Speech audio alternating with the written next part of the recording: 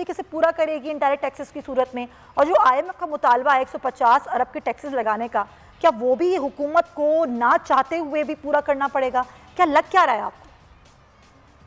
देखिए, फाइनेंसेस पूरा करने के लिए आल्दो के पूरे नहीं होते हैं, उसके बावजूद डेफिसिट में रहता है। रेवेन्यू इकट्ठा करना और टैक्स बढ़ाना तो हर हुकूमत की मजबूरी होता है, लेकिन ये जो एनर्जी की कीमतें बढ़ रही हैं, ये सिर्फ टैक्सेस की वजह से नहीं बढ़ रही। इसकी एक बुनियादी वजह जो है वो एनर्जी की कीमतों का इंटरनेशनल मार्केट्स में बढ़ना जो है वो भी शामिल है। अगर आप आज की देखते हैं पेट्रोलियम प्राइसेस जो इंटरनेशनल मार्केट में है, तो तकरीबन 74-75 डॉलर पर बैरल पे जा रही हैं। तो जब तेल की कीमतें आलमी मंडी में बढ़ रही होंगी तो उसी तरीके से डोमेस्टिक मार्केट में भी ज़ाहिर बढ़ रही होंगी। तो एक तो ये चीज़ है। दूसरा ये है कि हुकूमत ने ये कहा था कि वो सैलरीड क्लास पे को डायरेक्ट जो ऑलरेडी पहले इनकम टैक्स दे रहे हैं उन पर कोई डायरेक्ट टैक्सेस जो है वो नहीं लगा रहे होंगे। इसमें जो एक अहम टैक्स था जिसपे कि लोगों में काफ़ी तशवीश थी, वो मेडिकल बिल्स की रिएम्बर्समेंट पे 10% टैक्स था जो कि हुकूमत ने वापस ले लिया है आज। इसी तरीके से अगर आप देखते हैं तो कुछ और टैक्सेस जैसा कि आपने अपने इब्तदाई में कहा, आटे पे या दूध पे, पोल्ट्री मसनूआत पे, इस तरह की चीज़ों पे जो टैक्सेस थे वो हुकूमत ने वापस लिए हैं, लेकिन इनका इम्पैक्ट जो है वो कहीं ना कहीं से तो पूरा करना होगा।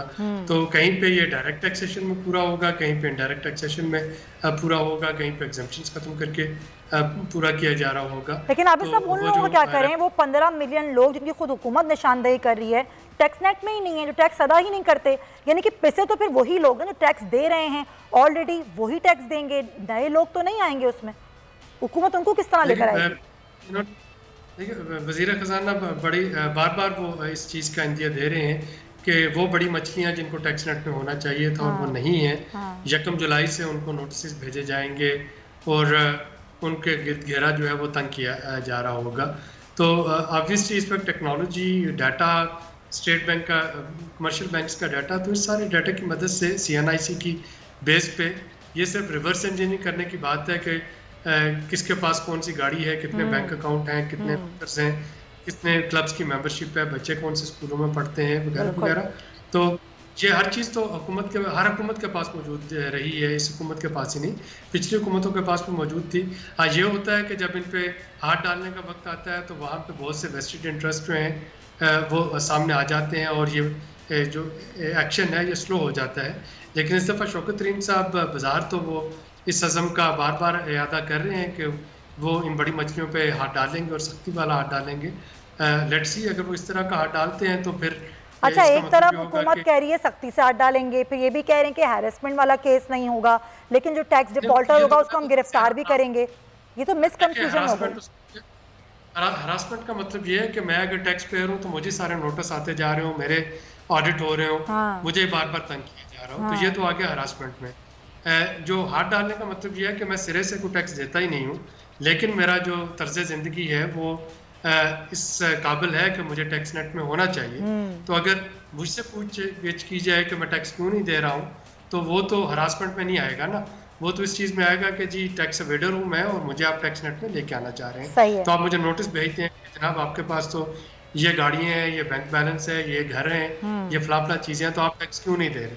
तो ये तो हर हुकूमत का हक होता है ना पूछना उन लोगों से जिनको टैक्स नेट में होना चाहिए और वो नहीं है, कि उनको नोटिस भेजा जाए, उनसे टैक्स वसूल किया जाए। हरासमेंट जो है वो एग्जिस्टिंग टैक्स पेयर को तंग करना, वो हरासमेंट के ज़ुमरे में आता है। ठीक है, बिल्कुल सही। अच्छा पीजे मीर साहब, ज़ाहिर है हुकूमत जिस तरह पहले कहती रही टैक्स फ्री बजट है, टैक्स फ्री बजट है, फिर ये भी बार बार शौकत तरीन साहब कह रहे हैं कि दबाव IMF का पूरा है हमारे ऊपर कि आप टैक्सेस बढ़ाएं, आप बिजली की कीमतों में इजाफा करें, आप पेट्रोल की कीमतों में इजाफा करें, जो कि किया भी जा रहा है।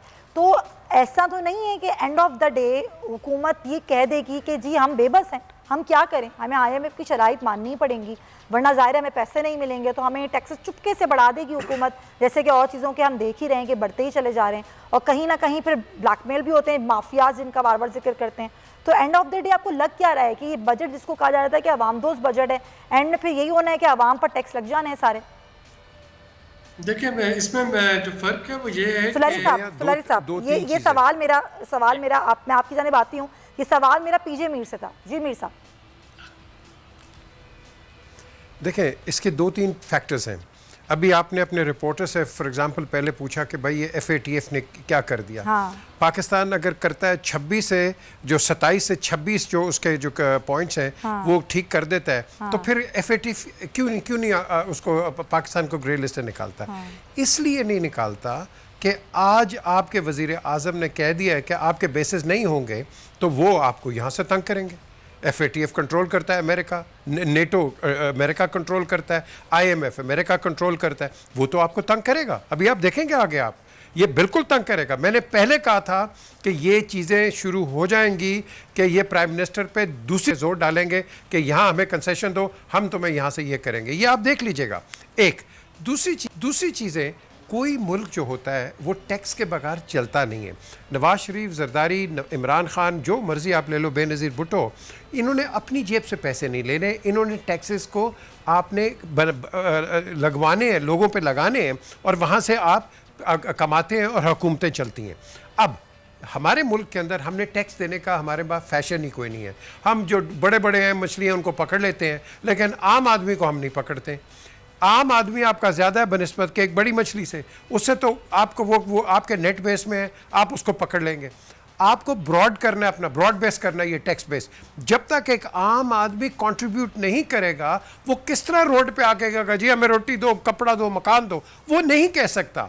इस आदमी को और औरत को जाना है रोड के ऊपर उस वक्त कि जब वो टैक्स भी दे रहा है और गवर्नमेंट की कंप्लायंस भी कर रहा है, कंट्रीब्यूट की कर रहा है नेशनल इकोनॉमी में, और फिर उसका राइट बनता है। एक आम आदमी तो रोड पे निकल आते हैं, हाथी तक पर टैक्स दे रहा है, वो तो आप एक 5 मिनट की कॉल पे 75 पैसे का टैक्स देगा, वो तो मजबूर है, उस पे लगाया जाता है, वो देता है, वो सैलरी पर देता है ना अपना टैक्स और चीज पे। ये बिल्कुल ठीक है, लेकिन ये इनफ नहीं है। देखिए ना, टैक्स के साथ साथ आपकी इवेजन बहुत है। इवेजन क्यों है? क्योंकि एक आम आदमी जो है जिसकी 25-30 हज़ार रुपये तनख्वाह है, आप उसमें भी टैक्स लगा दोगे, उसकी सैलरी तो वही है। उस सैलरी में किस तरह जिंदा रहेगा?